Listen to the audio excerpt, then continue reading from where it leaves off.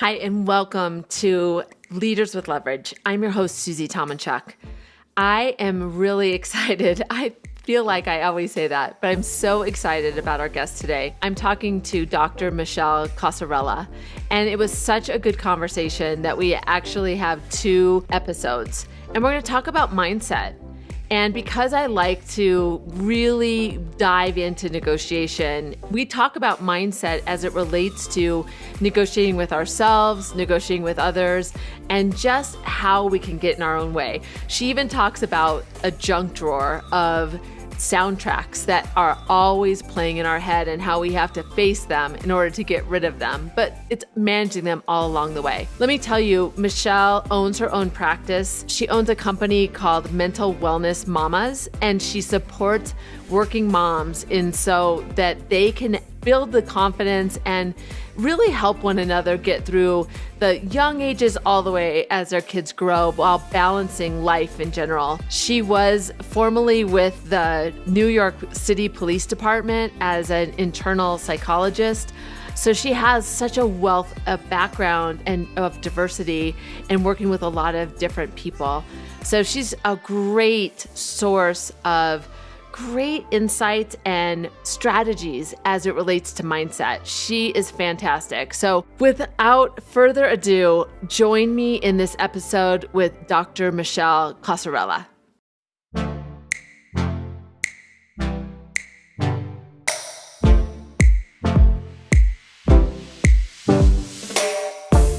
So that is probably like as human being, that's probably the biggest lie that we tell ourselves, that we're the only ones who experience whatever it is that we're telling ourselves at that moment. I love just saying that out loud to people so they realize we're not alone. They're not alone. Yeah. Like we do this, these soundtracks, this junk drawer is alive, alive, and there's nothing you can do about it. Like, I think it's also so interesting that we are so conscious that we have this soundtrack, but yet we can't turn it off. We can't derail it. We can manage it, but we're not going to turn it off. So that alone is liberating. Yeah, exactly. And that's really what is important to understand about making mindset shifts, is that it's not about, the light switch of turning it off or on. It's about that light dimmer of being able to manage it and then recognize it and have control over it, not to say like, oh, I'm just going to completely get rid of it, because that's just not realistic. Yeah. All right. So as we're living with that and understanding that that's something we have to manage, do you have any other tips and approaches that you work with your clients to implement? Well, I think that, noticing what's happening in your body is step 1 to all of this. And then once you actually know, so it's like, okay, great, I know that it's happening. Now what, right? So we tend to, as humans, especially when we feel anxious about something, we want it to stop. So we will do things like keep talking, or just anytime that we feel uncomfortable, right? We will keep talking, or we'll anticipate that maybe the other person is uncomfortable, so we'll try to compensate and make them feel more comfortable, even if that's not the case. We're just feeling uncomfortable. So one thing that I really like to suggest, and this is something that you can do if you're just feeling uncomfortable or anxious in the moment, or if it's something that you can also be proactive and practice this stuff preemptively, so that your brain gets into this kind of more of like a mode of not just reacting to things based on feeling uncomfortable. So this is actually a mindfulness game, and it's called the color game. And basically what you do is you look around the room, you pick a color and look around the room and name 3 to 5 or more things that are that color. So if I'm looking around the room that I'm in right now, I can say that I see, blue on my cup, and there is my blue pen. And so you just literally go around and pick the color that you've picked and name those things. And the purpose of this is, okay, so let's go through an example. So feeling uncomfortable, I feel the tension, in my neck and shoulders. That's my go-to spot. And so because I'm feeling uncomfortable, I might, especially in a negotiation situation, I might just try to say like, whatever they're saying, I'll just agree to it maybe. Or I will, not want to make them feel uncomfortable. So I'll maybe, backtrack on what I was originally asking for or something along those lines. And so instead of doing that, something that can kind of like occupy your brain and sort of distract it, but then give you that buffer space that you need in a negotiation is to pull in the color game thing. And it's something that you can do anywhere, anytime. Nobody even knows that you're doing it. It can just be, in your head. And it's something that it's kind of like there's no reason not to do it. It's quick. It's actually kind of cute and fun and simple enough. Yeah. You know what came to Yeah. mind for me is that awkward silence when you're trying to wait for the other person. And so Yeah. that can feel so uncomfortable. And so Hmm. allowing your mind to have something to do during that Yeah. awkward silence can be really Right. powerful. Right. So that's a good one. Yeah. I think of it kind of like if you're sitting in the doctor's office waiting room, waiting for the doctor, what do? You scroll through your phone to kind of pass the time and Yeah. occupy your brain. So this is like a kind of much more productive way to occupy your brain. Yeah. That is so Yeah. good. That is so good. Yeah. Like, Thank you. and it gives you, so it allows you to focus on something that's not in your Hmm. head. Exactly. And like, Exactly. I It know I'm gets you stating out the of obvious. your head. Yeah. And no, but like I'm saying that exactly because you always say how to get people to get out of their own way, right? Hmm. And so it gets you out of your head, which is like the epitome of being in your own way is when you're stuck in your head. Wow. That is a mic drop right Hmm. there. Like, you're right. We don't realize Yeah. what that feels like. I think that's one thing is we tend to think that like imposter syndrome, I'm kind of going a different direction, but like imposter syndrome, which I think is Hmm. connected, like it's going to be really obvious to us. Like somebody's going to be like, no, you can't. And it's like this person, you're like, yes, Yep. I'm going to advocate for myself, or yes, I'm going to do this. But Yep. it's really Yep. more subtle than that. And sometimes Hmm. we can't identify it because it just feels like a normal course of business because maybe we're so used to that soundtrack in our Exactly. heads. Exactly. Yeah. There is a psychological theory called the confirmation bias. And it is basically that, like, the more that you think something or the more that you see things, the more likely, like, that thought will be confirmed. Right. And that's kind of like, the thought behind like a Facebook ad or an Instagram ad is that the more that your brain is exposed to something, the more likely you will be to purchase it. So the more that you are exposed to certain thoughts, your brain is going to look for confirmation of those thoughts. Yeah. And something that I always say to clients is that thoughts are not facts. They are simply thoughts. And just like a Facebook ad, you are in control of making the decision to click on the, see more part where you can expand the text. And you are in control of going down that rabbit hole of, then like clicking on it and reading the comments and really getting sucked into that thought as opposed to seeing the ad and continue scrolling, which is looking at a thought and saying, is this something that I'm going to like really indulge in? Is this even serving me? Or is this simply a thought that is not a fact? Yeah. You know, it made Yeah. me think of I just last summer, I mean, it was not that long ago, I went to a fruit stand and I Mm. was with my daughters and we had just got done with a hike and we were like, oh, a fruit stand, like Uh-huh. this whole like kind of like this is great. You know, the impression was that they've just come from the farm. They picked Yep. all this fresh fruit and we're like, oh, I wonder if Yep. they take credit cards because we had no cash. And we walk up and they're like, Uh-huh. yeah, we take credit cards. And we're like, sweet. And so we had made that decision at that point, which I didn't realize that we were going to purchase something. Nobody did anything to Yep. really sell to me, but I was like, okay. So Yeah. then the fruit was in these little baskets and it never occurred to me like I went, oh, the fruit's not that good looking or I don't want that combination, but I just assumed that I had to buy that basket of fruit. And so then Yep. I'm like, okay, I'll take that one. He puts it in a bag and he's like $15. And I'm like, ah, not bad for a credit card, you know? But then I take the bag and it's not even a pound of fruit. And then I walk Mm. away. And so the whole experience started for me when I could use my credit Yep. card. And Yes. I was conditioned. And you know what I found is Exactly. You were basically committed Mhm. to it, right? At that Committed. point. I Yeah. paid Yep. for sub And by the way, there were stickers on the fruit, so I know it didn't come from a farm. Like I was hook, line, and Yeah. sinker. But Right, it right. just Yeah. shows that we can get so pulled into something, and we almost need to Yep. zoom out to go, okay, wait, just buy what you want. You can still walk away. You're paying Yep. $15 for a pound of Yep. fruit. Like there's Yep. so many Right. things about Right. that story that I was I made bad decisions all along. And it was partly because of this confirmation bias, right? You were committed to buying the fruit essentially, right? Like you went down that rabbit hole, that path.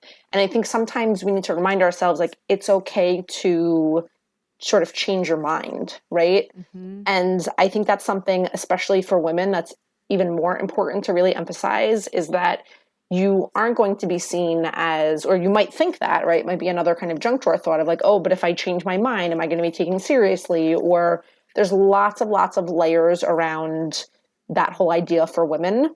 And it can be applied to, other things, not just negotiation. But it's, in my opinion, just something really important to be okay with, that you can, Yeah. even if you sort of start to go down the path, you can walk away or change your mind or whatever that looks like.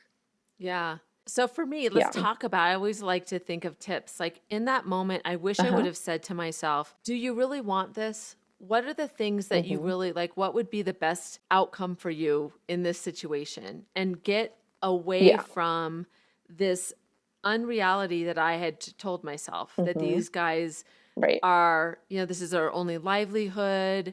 They all work Mm. together. They just came from the field. Like it was the story I told myself.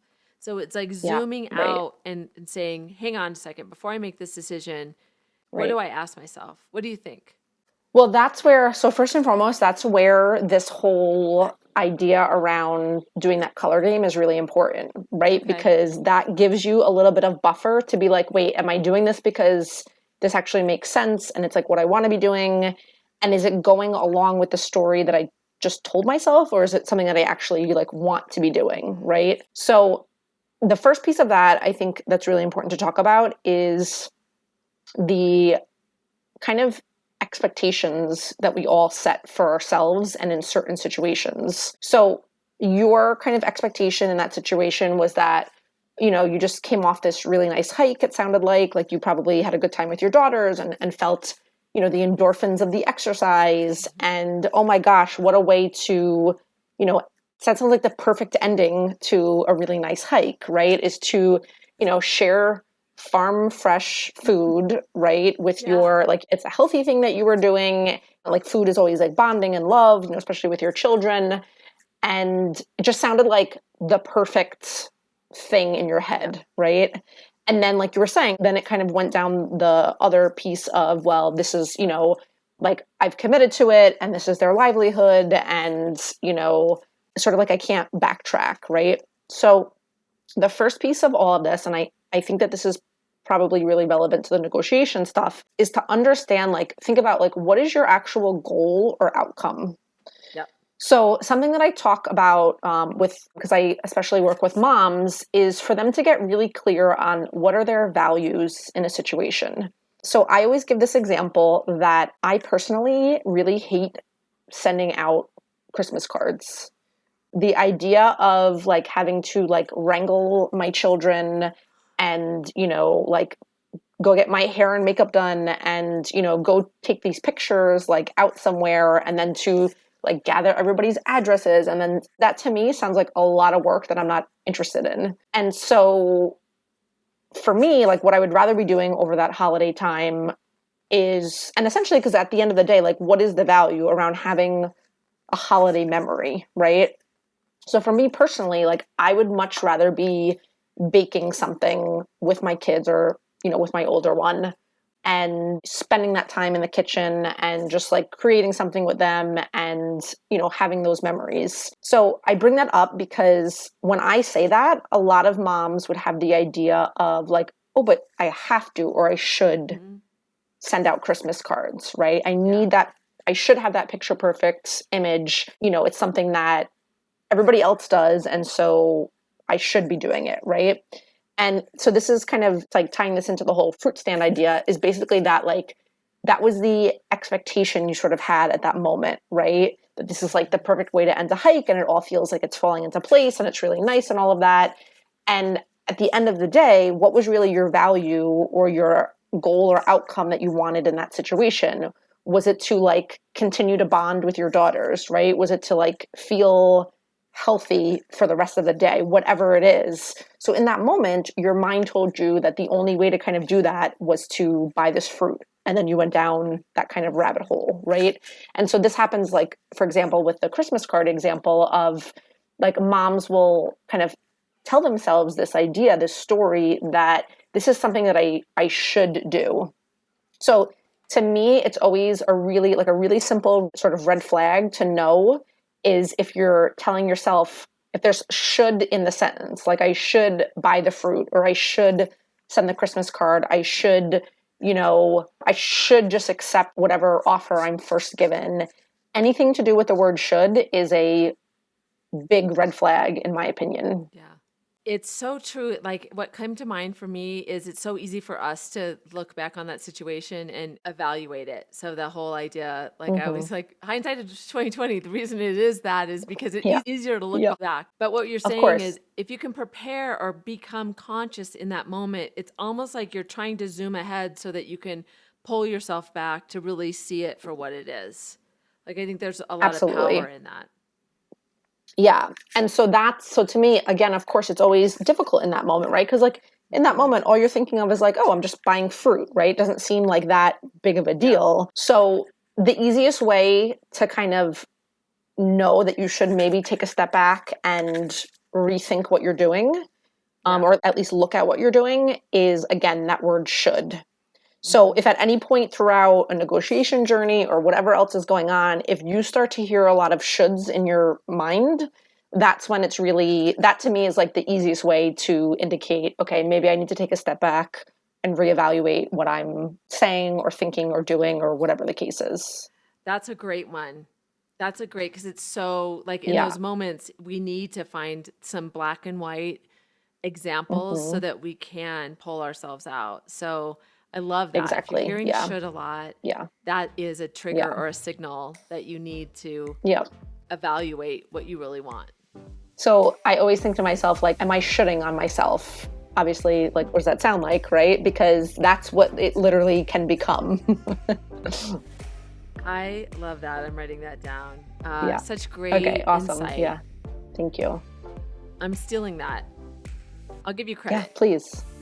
But tell other people, like, are you shitting on yourself right now? Yes. Yeah. Did you just should all over yourself? Yeah. There's many iterations of that sound very inappropriate and also very funny. Oh my gosh, this has been so helpful. From the color game to the shitting on ourselves. Oh my gosh, it's fun to say. It's funny. I know. And every time you say it, it's still funny. Yeah, exactly. Oh, this has been awesome. Any other things that you want to make sure that we cover, or this has been really helpful? I mean, I think this feels like kind of a really easy and simple framework to get started. And I know that you and I will continue the conversation to give you really more of these really quick wins and tips that you can actually apply, because all this stuff is great to talk about, and we need to actually have things that we can, action items that we can implement to make some of these changes that we want. Absolutely. And it's reiterating it and hearing it over and over again so that you can have permission to practice it, because it's a continuum. It's not a put the chip in, you're good, and you're going to be... Exactly. It's not like that. It's a struggle for all of us. So you're in good community. We're there with you. So it's a journey, as they say. It's not about the outcome or where we're going. It's about the journey. Yep.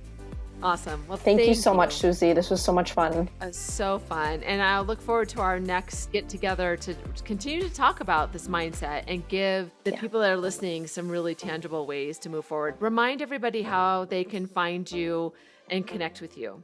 Yeah, so I am most active on Instagram, and I'm at Dr. Michelle Casarella. Awesome. Well, thank you, doctor, and we will see you next time. Yay, thank you. Okay, thanks.